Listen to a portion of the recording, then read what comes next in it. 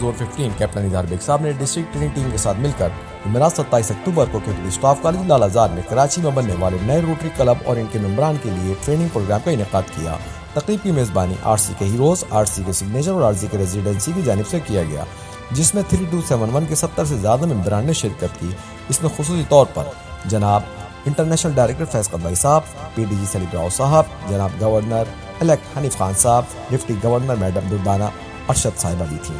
اور خصوصی طور پر روٹری انٹرنیشنل ڈائریکٹر جناب فیض قدوائی صاحب نے روٹری ممبران سے بات چیت کی اور روٹری کی معلومات دیں اور ان روٹری کے پروجیکٹ پر روشنی ڈالی، اور انٹرنیشنل صدر کی team imagine Rotary dream big act کے بارے میں لوگوں کو سمجھایا، اور پولیو کے خاتمے کے لیے روٹری کے بڑے پروگرام کی مثال بھی تھی، اور پاکستان کے موجودہ سیلابی تباہی صورتحال اور تباہی نقصانات سے بچنے کے لیے ایک سسٹینیبل ولیج کے قیام کا ذکر کیا۔ اور ان کے بعد پی ڈی جی سلیم راؤ صاحب نے ممبران کو کلب مینجمنٹ میں ڈونٹ اینڈ ڈوز کے بارے میں آگاہ کیا، اور اس کے بعد گورنر الیکٹ نے بھی جناب حنیف خان صاحب نے بھی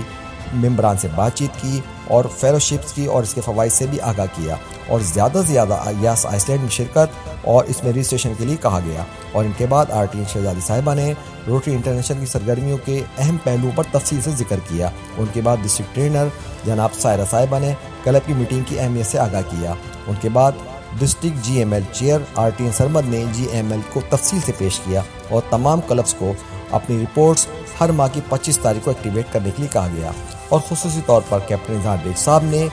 روٹری کے بارے میں مکمل پریزنٹیشن اسکیم پیش کی، جس میں what is the Rotary, Rotary history, Rotary join کرنے کے فوائد اور روٹری کے 7 فوکس ایریاز کو مکمل طور پر پیش کیا گیا۔ اور اختتامی طور پر ٹرینر علی عظمت صاحب نے تربیتی نشست کا اختتام کیا اور تمام کلبس کو